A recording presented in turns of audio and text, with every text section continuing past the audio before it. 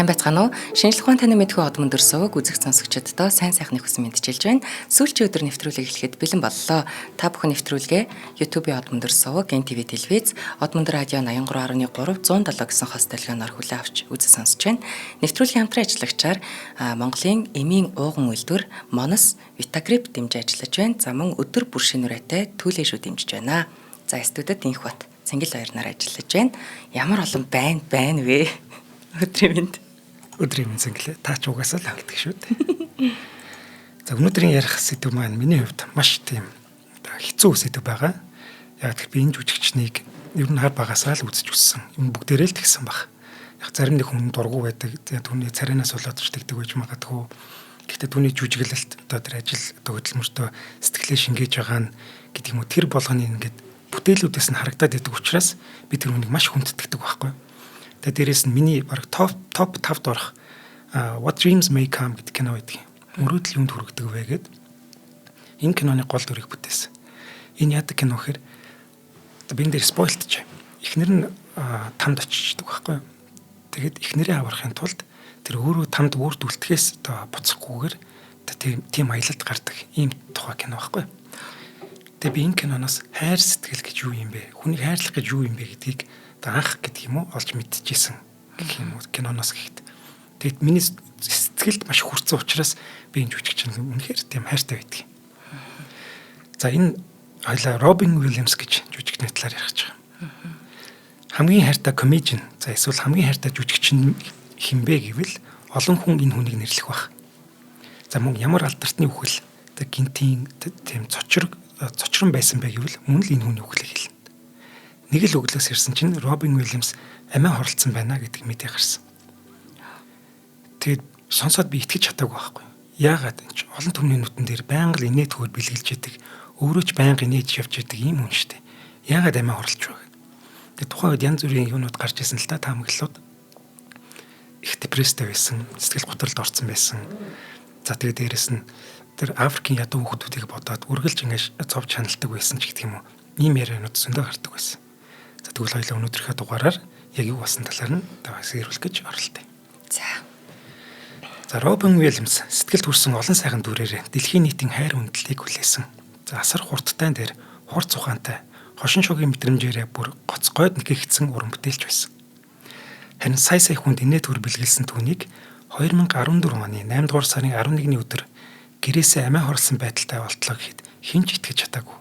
Бүр итгэхийг ч хүсээгүй баг.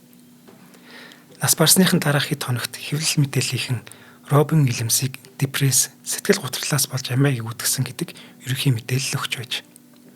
Гэхдээ депресстэй онцлогдсон 10 хүн тутмын нэг нь л амиа хорлдог гэсэн судалгаа байдгаас харах юм бол энэ тамгийг ер нь хоошоо тавьчих болохоор байна. Тэгэхээр дэлхийн алдартай жүжигчин Холливуудын томод яагаад өөрийн гараар амьдралаа төгсгсөн бэ? Хамгийн гол нь амьсгал хураах үед нь бие физиологийн байдал, сэтгэл санаа нь ямар хөө байсан юм бол 2014 оны 7 дугаар сард Миннесота мужийн Миннеаполис хот Робин Уильямс нас барахаас 6-7 хоногийн өмнө Миннеаполис хотын хот дахь донтол дэмжлэх нөхөн сэргийх төвд хэвтсэн юм байна. Хэвлийн төлөөлөгч нь үнийг эрүүлжиж бүрэн гүйцэд эмчлэхдгийн тулд ийм алхам хийж байна гэсэн мэдгэл гаргаж ирсэн юм байна. Энэ Робин Уильямсийн ийм төрлийн эмчилгээ хийлгэсэн анхны тохиолдол нь биш гэнэ.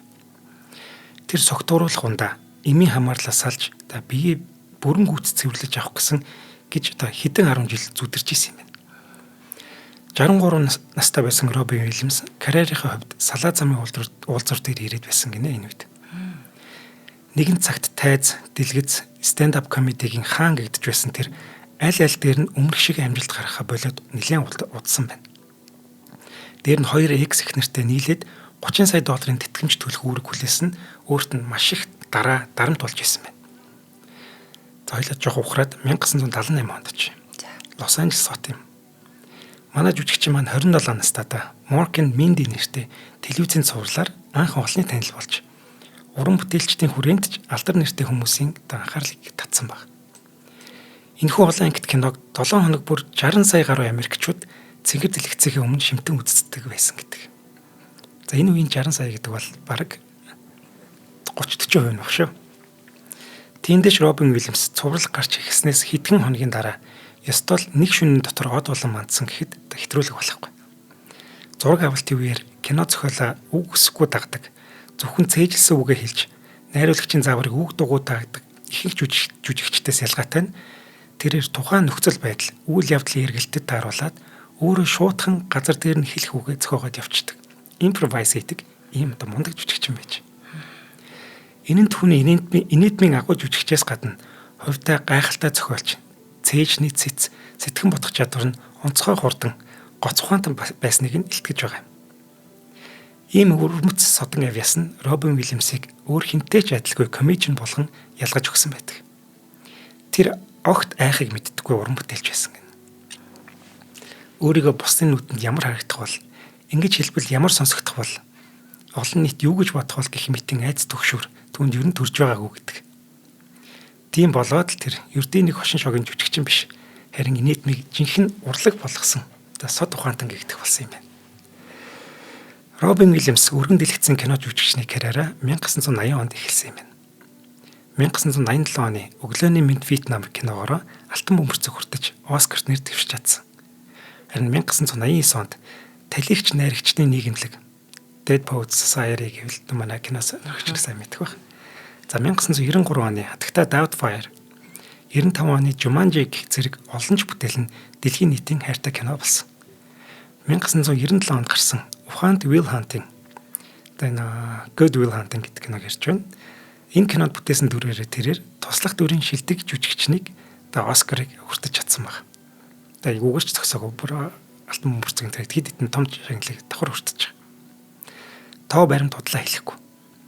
Робин Уильямсийн тоглосон 60 гаруй кино нь бокс оффист нийт 5 тэрбум долларын ашиг орлого олсон гэхээр за түүнийг яалтчгүй Холливуудын Аз зэрэглэлийн том од гэдгийг эндээс бэлхнээ харж болж байгаа. 2014 оны 8 сарын 5-нд Калифорни мужийн Тюберн хотод Робин Уильямс Миннесотагийн нөхөн сэргийх төвд архаг донтолт архины хамаарлаа эмчлүүлэх ээлж дэмжлэгээгээ дуусгаад гэртээ хараад ирсэн байж.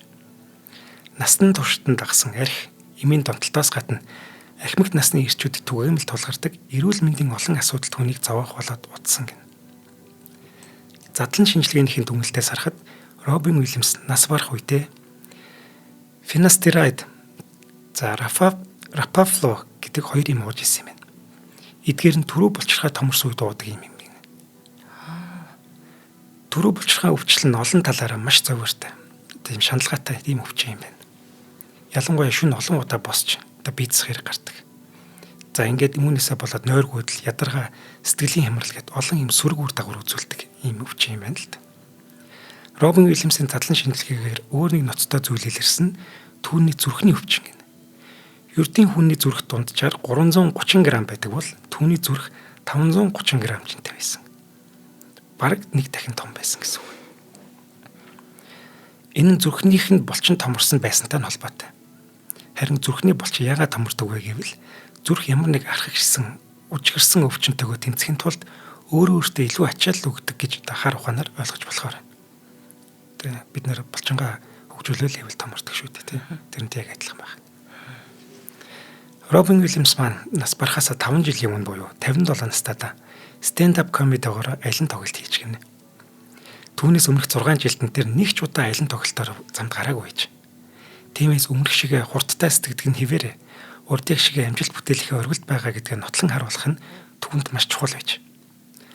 Аялан тоглолт нь үнэхээр ч амжилттай болж авиас чадвар нэр хүнд нь урдныхаараа байна хэмээн шүүмжлэгчд нь ам сайтай магтаж байсан юм. Харин 2 сарын дотор 26 тоглолт хийнэ гэдэг хичнээн ачаалттай байх нь тодорхой. 2 хоногт нэг тоглолт хийгээд байна. Тийм байна.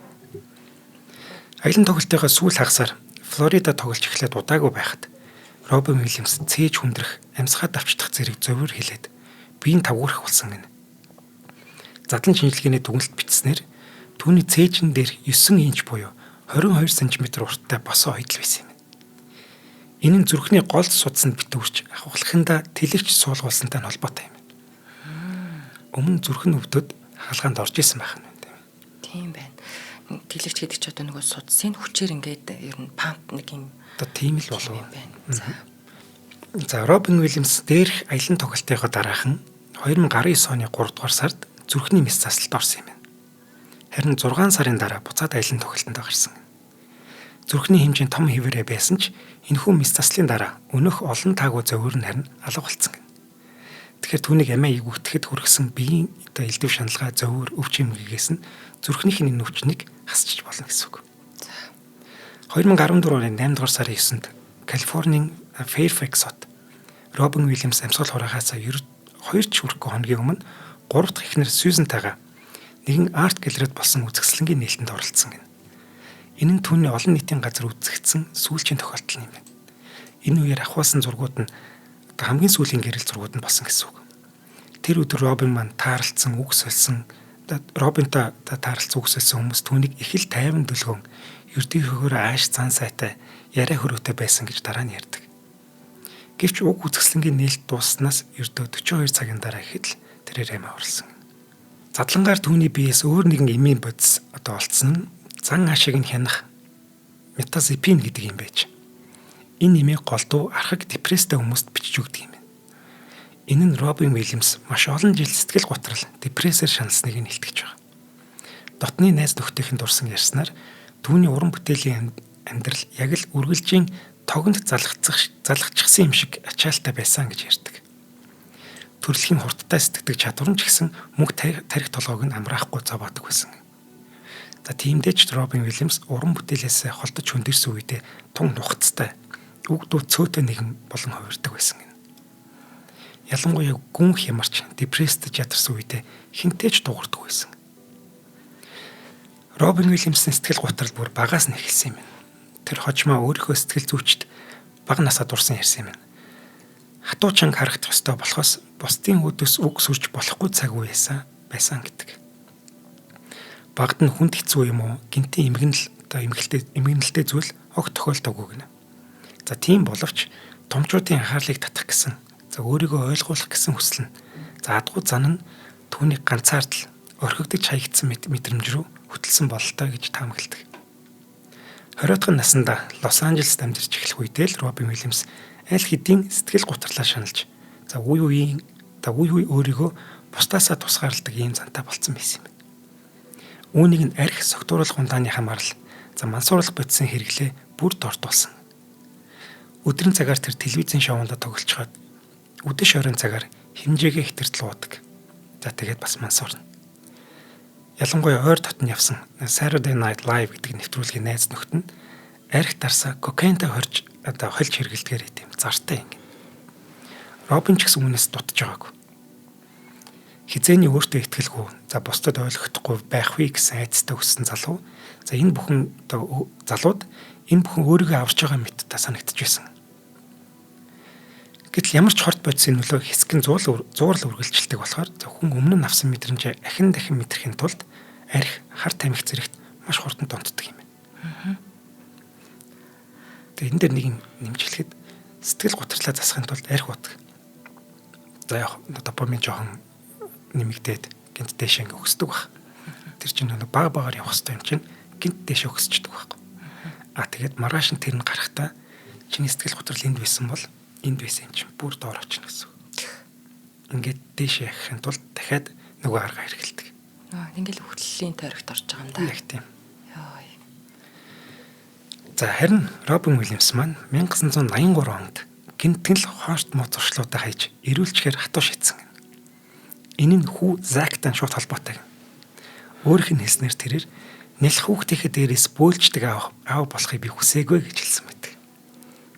Гэр бүлийн амьдрал түүнийг олон талаар аварч. За дараагийн 10 гаруй жилд нь уран бүтээлчийн карьерийг нь бүр тэнгэр тулсан амжилтанд хүрэхэд гол үүрэг гүйцэтгэсэн. Тэр анхны эхнэрээсээ нэг хүү, за хоёр дахь эхнэрээсээ нэг хүү, нэг охинтой юм байна. Гэвч 2003 онд Аляскад The Big White киноны зураг авалттай байх үеэр Робин Уильямс эргээд арх уугаад эхэлсэн гэнэ. Уг нь тэрээр огт арх амсалгүй бүтэн жил 20 жил болоод байсан шүү дээ. Энэ тухайга хожим ярихдаа тэрээр ганцаардл за болон мөн өнөөхөл сэтгэл гутралаасаа болж халтарсан. За дотор нь өөр нэг дуу хоолой цаг үргэлжил амьдралыг чөтгөр ав гэж хараал урсах болсон гэж сэтгэлээ нээсэн байдаг юм байна. За хэдий тийм ч гэлээ Робин Уильямс сайн сайхан амьдралтай дутагдж гачигдах юмгүй хүснээр айж төрж байгаагаа харин мэдж байж. Тэмдээч тэр дотор хүнтэйгээ байнга зөрчилдөж өөрийгөө ажиллаар болох гэж хичээдэг байсан. Энэ их гоё зуршил шүү. Ажиллаж байж сэтгэл готрлоод авч туулна гэдэг тийм ээ. За ахаад уур ихсэн боловч нөгөө залуу үеиг шигээ тэгтлээ жолоогоо алдчихаагүй гинэ. Ахин дахин архины эмчилгээ хийлгэж эргээд архинаас гарахыг бүр маш хүсэж байсан юм. Нас барах үедээ хүртэл тэр архи дарс мансууруулах бодис хэрэглэхгүй хичээж байсан задлан шинжилгээнийхэн дүгнэлтээс харагддаг. Хорт бодис илрүүлэх нарийн шинжилгээгээр Робин Уильямсын биеэс ямар нэг согтууруулах, мансууруулах зүйлс илрээгүй байна. Тэгэхээр амиа игүүтэх үед нь архи дарс юм уу, мансууруулах бодис сэтгэл готрлыг нь өрдөж өгсөн гэдэг бол бас хасъя. Тий. За гисэн ч гэсэн Робин Уильямс амьдралынхаа сүүлийн хэдэн 7 хоногт маш олон зовир шаналгатай байж хавтлагны өвдөлтөөсөө болоод зүрхэн томроод байсныг тэр хоёлаа хэлсэн тий. За нэмээд түрүү булчирхаан өвчтэй. За депрессний эсрэг им ууж байсан. Гэхдээ л эдгээр нь түүнийг амиа орлоход хүргэсэн гэж дүгнэх аргагүй. Харин түүний биеэс илэрсэн өөр нэг эмийн үлдэгдэл эмч бэрхтэлчлэнүүдийн хайж байсан асуултын хариулт нь болж чадсан юм. Леводопа гэх тэр эмийг Паркинсны өвчтөй хүний эмчилгээнд бичиж өгдөг юм байна. Паркинсон ч юу лээ? Хойлоо рекламны дараа тайлбарлаж. За нэвтрүүлгийн хамтран ажиллагчаар өдөр бүр шинэ үрээтэй түүлийн шуманд дэмжиж ажиллаж байгаа. Тэгэхээр дэлхийд алдартай бекери брэнд маань Монгол улсад 16 оноос орчил бүр шинэ жил зул сарын баярыг одоо онцгой амт тансаг хийц бүхий бялуунуудаараа бидний ширээг чимсээр ирсэн. За харин 2022 оноос бол уламжлал олгоод хэрэгжүүлж байгаа нэг юм шинэ жилийн бялгууны урьдчилсан онлайн захиалга. Энэ жил болохоор Holiday Dream буюу мөрөөдлийн баярын өдрүүд сэдвийн дор аль бие ёсоор эхэлж байгаа юм биш шүү. Тэгэхээр одоо нөгөө шүү. Өнөөдөр дуусч байгаа шүү. Маш хурдан яахгүй бол. Өө тийм өнөөдөр тийм биш нөгөө захиалга нь 25 болж байсан. Тэгэхээр нөгөө нэг бялуу хүүхдүүд нь түлээж үйдмээр байдаг те. Тэгэл нэг кроми мороми эндчээс та янзын гоё юмнууд байгаа байхгүй. Тэгэхээр та нар маань өнөөдөр амжаад онлайн захиалга хийгээд Улаанбаатарт байгаа түлээж үгийн 23 салбар, за Дархан хотод байгаа нэг салбар буюу энэ 24 салбараас одоо захиалга баталгаажуулчаад авбал илүү найдвартай шүү манайхаа. За энэ нь болохоор бас нэг гоё бэлэг задлахад энэ жилийн хамгийн хүсэн үлээсэн сюрприз нь бол дэлхийд даяараа хайрлагдсан Санриогийн 5 гол дүртэй тусгай загварын бялуунууд байгаамаа. Тэгэхээр энэ бол баярын ширээний одоо хүүхдэд ч тэр том хүнд ч таалагдах хамгийн гоё тийм сонголт байх болно гэдгийг хэлээ. Дээрээс нь нөгөө нэг хүүхдийн ориглон дарсыг 750 350 мг-тай юм сонголттойгоор бас гаргасан байгаа. За бялуутай бол бүр ярих юм байхгүй. Урлагийн бүтээл байгаа манайхаа. За тэгээд яаж юу ахыг захиалга хийхин гэлс хэлэхгүй бол өнөөдөр дуусч байгаа юм байна. Та нар маань юу ягаарай. www.ceg.tg имэн веб руу н орж жогоод захиалга баталгаажуулаад тэгээд ойрхон салбараас очиод аваарай. Дарханд нэгдсэн салбарыг манай Дархан хотынхан маань мэдж байгаа ах. Нөгөө Жин бизнес центр буюу Дархан олон улсын худалдааны төв яг хойтолд төлөж юу салбараа нээсэн шүү. За тэгээд 75 10 утасны дугаараар нь дэлгэрэнгүй мэдээлэл аваарай. Төлөж үдээ баярлалдаг шүү. За баярлалаа. За 2013 оны 11 сард буюу нас барахаас 9 сарын өмнө Робин Уильямс Паркинсны өвчтэй гэж онцлогдсон юм байна.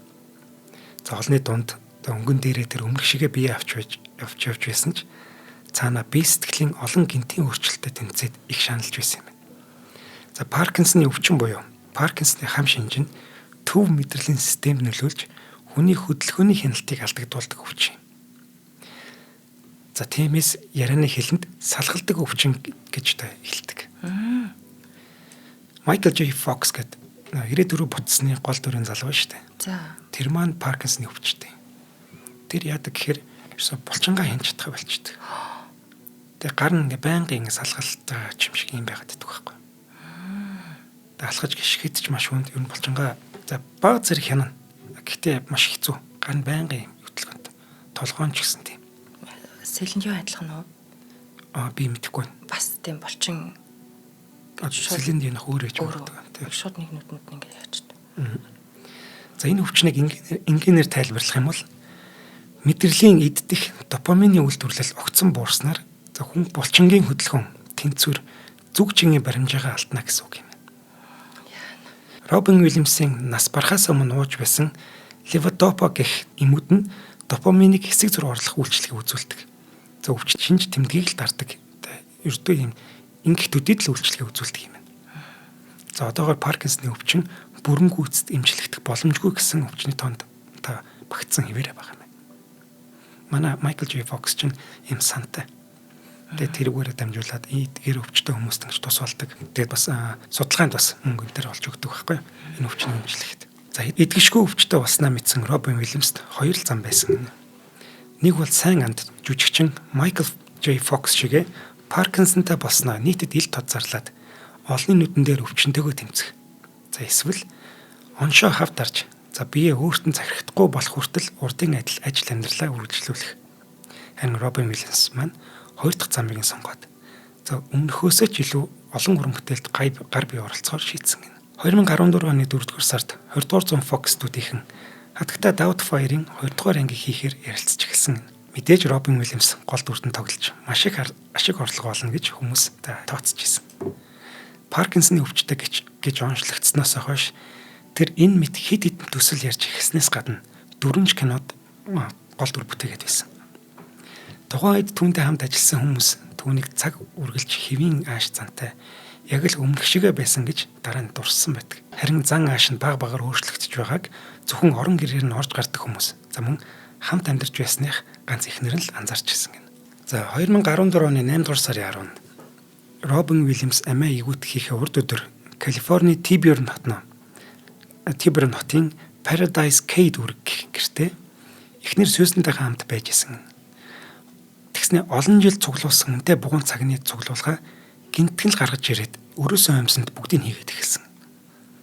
Эхнэр нь гайхаад яг гэж байгааг нь асуухад Робин Уильямс үнэтэй цайтай юмнуудаа аюулгүй газар аваачих хэрэгтэй байна гэж хэлээд гараа авцсан.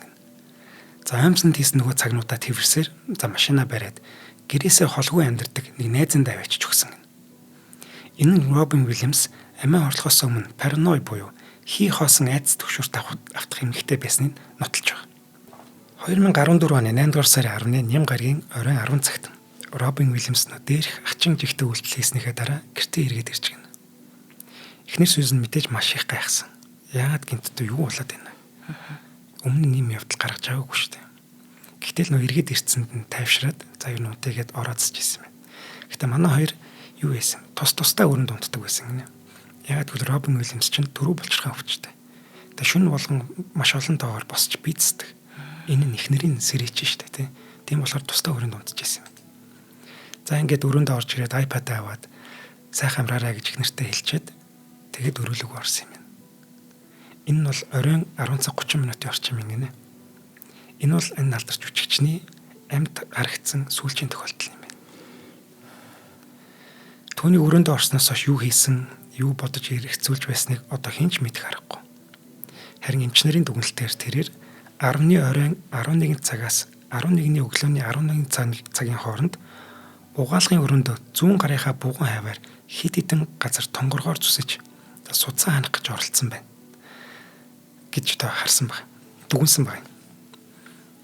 Угаалгын өрөөний шал гар нүрийн алчуураас илэрсэн цус Робин Уильямсих болох нь дараа нь тогтогдсон. Тэр судсан ханах гэж байснаа зүрх хүрээгүй ч юм уу эсвэл хүчтэй өвдөлтөд суулаад бодлоо өөрчилсөн үү? Ямар ч гэсэн цусаа цэвэрлээд гараа боосон баг. Ингээд бодлоо өөрчилсөн баг. Энэ нь түүний сэтгэл зүйн байдал хэдий хямралтай, докторгүй боловч ухаан санаа нь эрүүл сарвал нухацтайгаар шийдвэр гаргах хэмжээний чадвартай байсныг нь илтгэж байгаа. Тийм болоод ч тэр илүү найдвартай гэж сансан аргыг сонгоод өөрийгөө боомлсон болов уу гэдэг. Робин Уильямсийн цогцыг дараа өдрийнх нь өглөө буюу 2014 оны 8 дугаар сарын 11-ний өглөөний 11 цаг 45 минут үед ховын туслах нь болсон. Эхнэр Сьюзен хизээний нойр муутай нөхрөө оройтож аажуу унтсан байх гэж санаад өрөөгөөр нь шагаагаж харлахгүйгээр өглөө ажилдаа гараад явсан юм байна. Харин 11 цаг 30 минутын үед гэрийнх нь гадаа ирсэн туслах нь Робин Уильямсыг хариу өгөхгүй болохоор нь гэрлөө нь орсон юм. Гэтэл түүний унтлахын өрөөнд нь орж цогцыг нь олох үед алдарч жүжигчний бие аль хэдийн хөрцсөн байсан. Эмчнэр түүнийг 8 дугаар сарын 10-наас 11-нд шилжих шөнө магадгүй үүрээр амиа игүүтгсэн гэж дүгнсэн ч залбын ёсны бүртгэлд 11-ний өдрийн 12 цаг 2 минутанд амьсгал хураасан гэж тэмдэглэсэн байдаг. Робин Уильямс салах ёс гүйцэтгсэн ч юм уу гэрээслийн шинжтэй ямар нэгэн бичиг захиа үлдээгээгүй. Гар утсыг нь шалгахад ямар нэгэн сэжигтэй зүйл болдоогүй. За харин нөгөөх iPad дээр нээлттэй байсан хоёр хуудаснаас шинжээчид тун хэрэгтэй мэдээллүүдийг олж авсан гэнэ. Робин Уильямс хамгийн сүүлд Larika нэртэй заримдаа унаж татдаг хүмүүст бичиж өгдөг хүчтэй өвчин намдагч болон propranolol гэдэг нэртэй даралт ихсэх үе дуудаг. Өөр нэгэн эмийн талаар уншиж байсныг нь олж мэдчихэв. Гэхдээ энэ хоёр юм задлан шинжилгээгээр түүний биеэс олдог.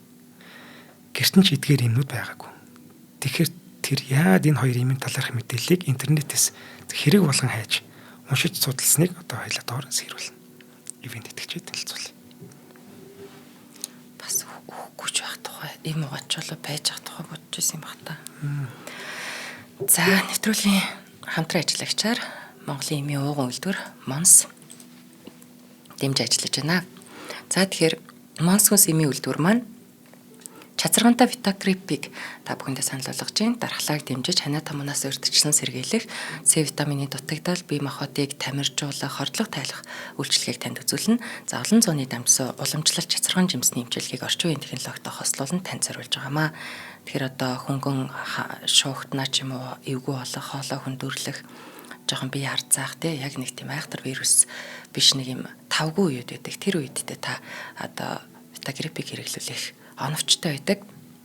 За тунг хэтрүүлж хэрэглэхээс бас та болгоомжлороо ямар ч юм те ус байсан ч хэл их уул одоо чанам нь эрдэнэ атлаа их уул одоо хор шүү те. Тийм болохоор ямарваа нэг юмыг бид нар бас те эмийн заавар те эмчийн зөвлөгөө гаж нөлөө хориглох цаалтыг уншиж эм зүйчээс одоо лавлаж асууж ингэж хэрэглэж бид сурмаар байгаа.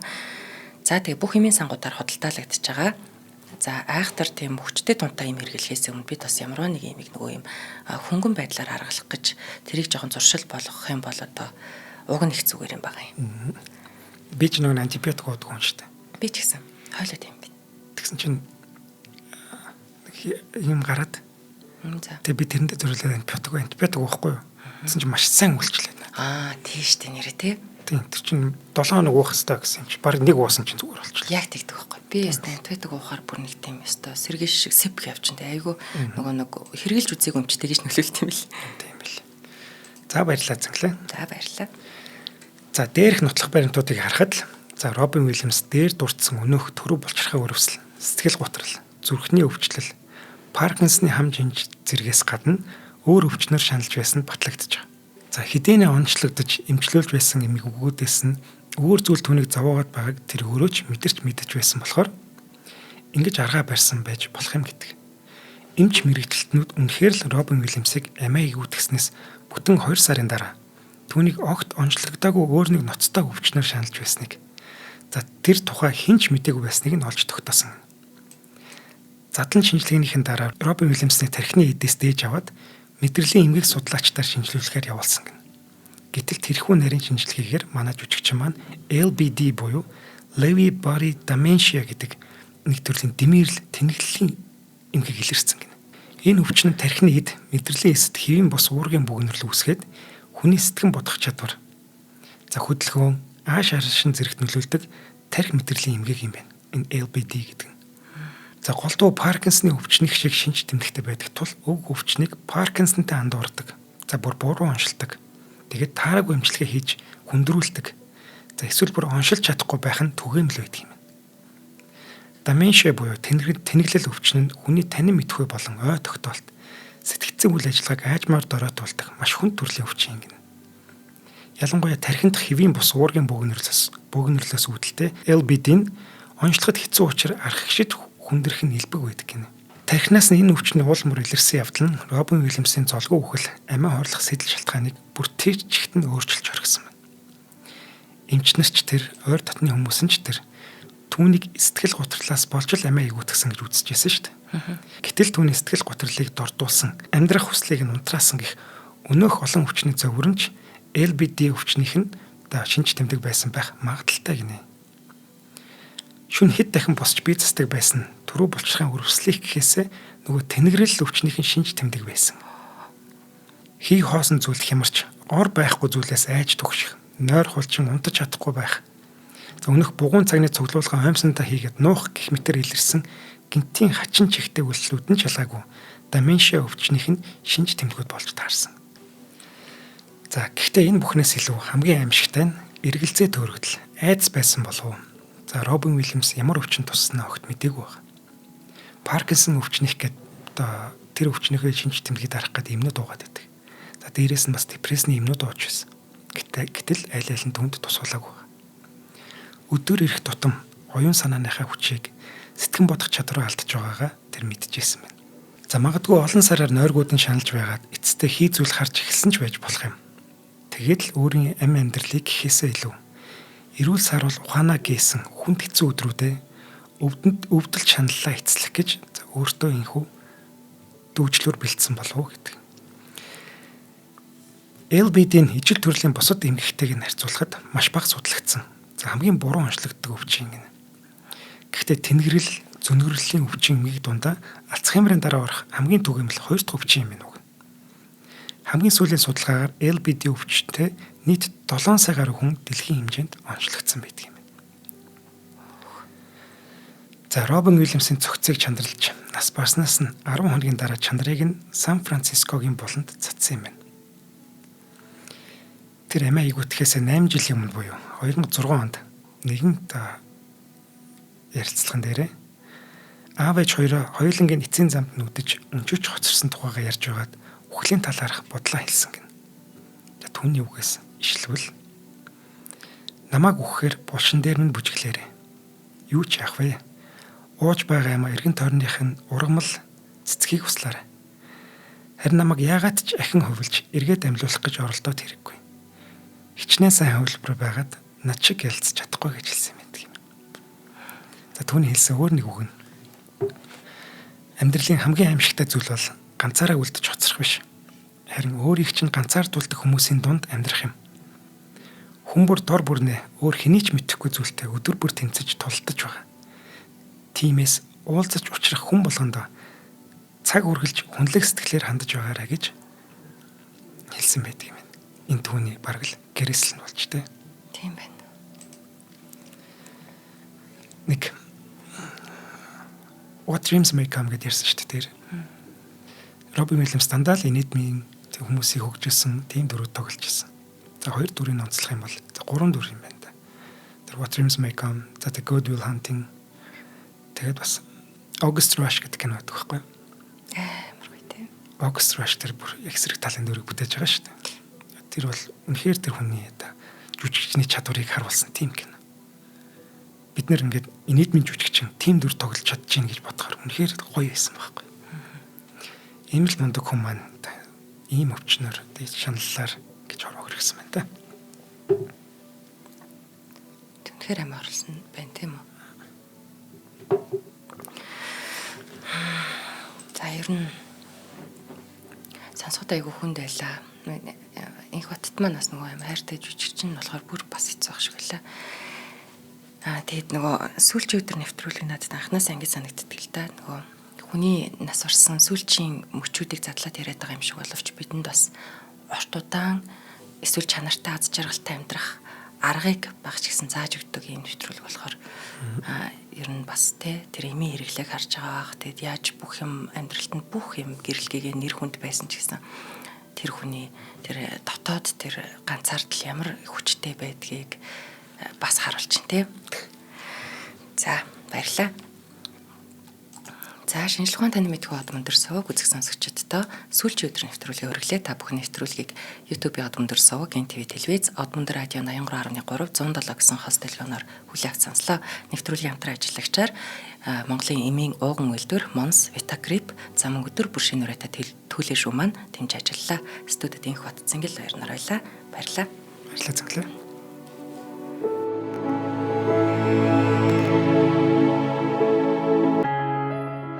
Нэвтрүүлгийг хүлээн авсан Нарны аймгийн монголчуудаа баярлалаа. Од мөндөр суваг нь энэ мэдчлэн таны мэдхүү мянган нэвтрүүлгийг 2026 оны 7 сарын 1 хүртэл та бүхэндээ хүргэх юм. Их хэлээрээ шинжлэх ухаан танин мэдхүүг түгээх нь үлсэд нэгтгэх хүсвэл та бидэнд хандив өгөх боломжтой. Жилдээ ганцхан удаа 100,000 төгрөгөөр биднийг дэмжснээр шинжлэх ухаан танин мэдхүйг түгээх энэ үйл хэрэг амжилттай үргэлжлэх юм. Од мөндөр нэр дээрх Худалдаа агшлын банкны дансага 4191 Тэг 4518.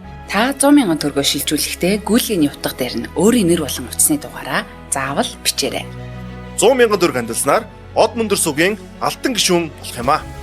Шинжлэх ухаан танин мэдхгүй Монголд ялах болтугай.